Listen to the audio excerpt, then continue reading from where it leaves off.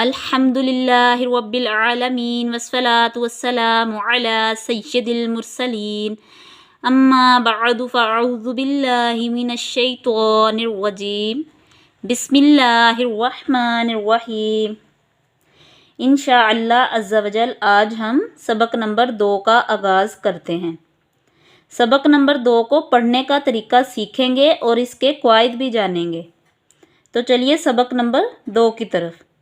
सबसे पहले सबक नंबर 2 को पढ़ने से पहले सबक के क़वाइद जान लेते हैं, फिर इसके मुताबिक सबक को पढ़ना शुरू करेंगे।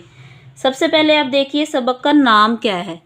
तो सबक का नाम है हरूफ़े मुरक्कबात, यानी ये पहली लाइन की तरफ चलिए। 2 या इससे ज़ायद हरूफ मिलकर एक मरकब बनता है। अब यहाँ देखिए लाम एक हरफ है, अलिफ दूसरा हरफ है। जब ये दोनों मिल जाएंगे तो एक मरकब बन जाएगा। अब अगली लाइन की तरफ चलिए। मरकब हरूफ को मुफरिद हरूफ की तरह अलग अलग पढ़ें। आपने पहले सबक में देखा होगा कि मुफरिद हरूफ किन्हें बोला जाता है। हरूफ़े तहज्जी यानी कि हरूफ़े मुफरदात 29 थे, और अब अगली तख्ती में भी हमें बताया जा रहा है कि हमने हरूफ़े मुरक्कबात को हरूफ़े तहज्जी यानी हरूफ़े मुफरद की तरह अलग अलग पढ़ना है। इस सबक में तलफ़्फ़ुज़ की अदायगी का ख़ास ख्याल रखते हुए मरूफ़ यानी अरबी लहजा में पढ़ेंगे। जब 2 या इससे ज़ायद हरूफ मिलाकर लिखे जाते हैं तो इनकी शक्ल कुछ बदल जाती है। अक्सर हरूफ का सर लिखा जाता है और धड़ छोड़ दिया जाता है। जैसे आप ये देखिए यहाँ पे बा का सर लिख दिया गया है और इधर धड़ छोड़ दिया गया है। आगे देखिए जो हरूफ मरकब होने की हालत में एक जैसे लिखे जाते हैं इनकी नुक्तों के रद्दो बदल से पहचान करेंगे। अब देखें बा अलिफ, नून अलिफ, ता अलिफ एक जैसे ही नज़र आ रहे हैं, पर अब हमें कैसे पता चलेगा कि बा कौन सा है, नून कौन सा है, ता कौन सा है। तो यहाँ पर हमने इनके नुक्तों से पहचान करनी है कि बा के नीचे एक नुक्ता है, नून के ऊपर एक नुक्ता है, ता के ऊपर 2 नुक्ते हैं, और यहाँ उन्होंने सिर्फ सर लिख दिया है, धड़ छोड़ दिया है। यहाँ देखिए बा की शक्ल कुछ इस तरह से है, और साथ ही बता दिया गया है कि बा अलिफ ज़बर बा, यानी यहाँ पर उन्होंने बा का सर लिख दिया और साथ अलिफ को जब मिलाया तो एक मरकब बन गया। यहाँ पर बा की शक्ल तब्दील हो गई। यहाँ लाम देखिए, लाम इस शक्ल में है, और जब अलिफ साथ मिला देंगे तो मरकब बन जाएगा, तो लाम की शक्ल इस तरह की हो जाएगी। अब हमने मरकब हरूफ को मुफरिद हरूफ की तरह अलग अलग पढ़ना है। तो चलिए अब मेरे साथ पढ़िएगा। आऊज़ु बिल्लाहि मिनश शैतानिर रजीम बिस्मिल्लाहिर रहमानिर रहीम। अलिफ लाम अलिफ, लाम अलिफ, बा अलिफ। अब यहाँ पर लाम की मकदार हमने 3 अलिफ के बराबर करनी है, और बा की और अलिफ की मकदार 1 ही रखनी है, यानी 1 अलिफ के बराबर ही बा को भी लंबा करना है। बा अलिफ, नून अलिफ, ता अलिफ। अब यहाँ पर या की पहचान हम उसके नुक्तों से करेंगे, यानी या के नीचे 2 नुक्ते हैं तो ये या है। तो या के साथ जब अलिफ लग गया तो ये एक मरकब बन गया, इसकी शक्ल तब्दील हो गई। तो अब इसको कैसे पढ़ेंगे? या अलिफ, सा अलिफ। सा को नरमी से अदा करना है, ना कि इसमें सीटी की आवाज़ लानी है। इसको हमने नरमी से पढ़ना है, जैसे कि आपने पिछली तख्ती में पढ़ा कि सा को दोनों दांतों के दरमियान में थोड़ी सी ज़ुबान को बाहर निकालेंगे तो सा दा होगा। तो हमने सा को इस तरह से पढ़ना है नरमी से, सा अलिफ, शीन अलिफ,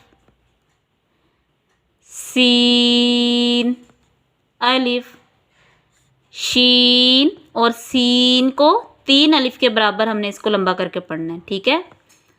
फा अलिफ, क़ाफ अलिफ।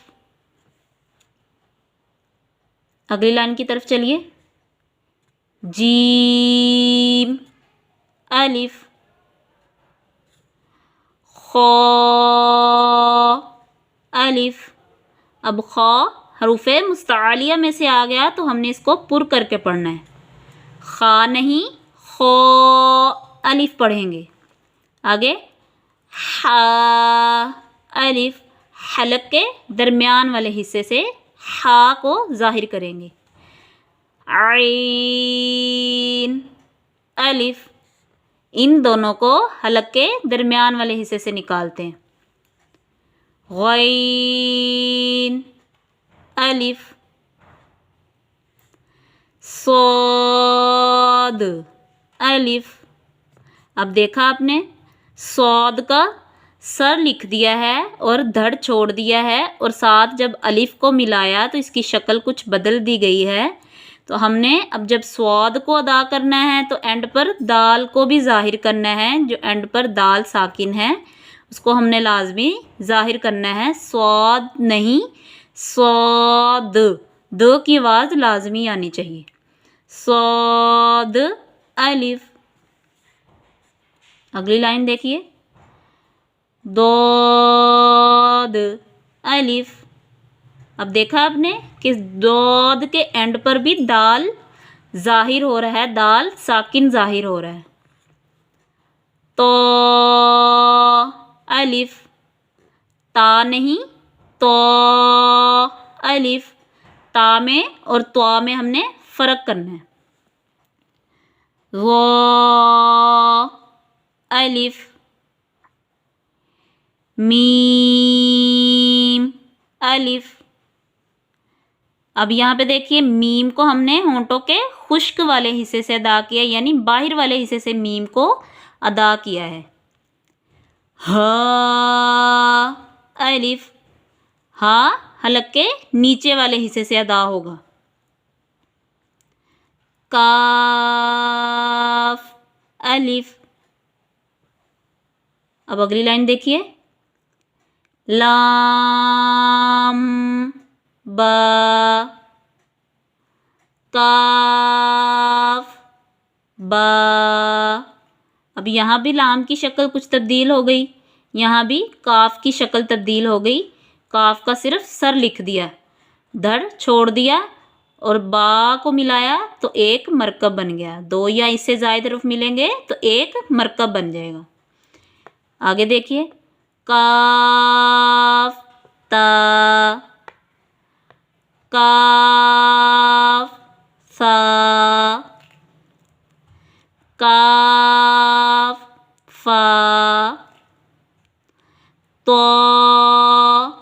बा, सीन लाम।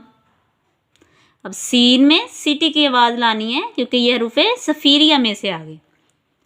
शीन लाम, सोद लाम, दोद लाम, फा लाम, क़ाफ लाम, आइन लाम,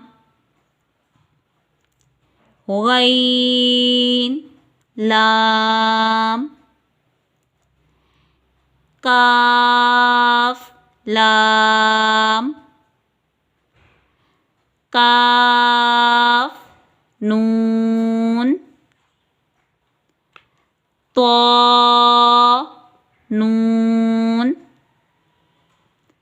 ज़ो, नून।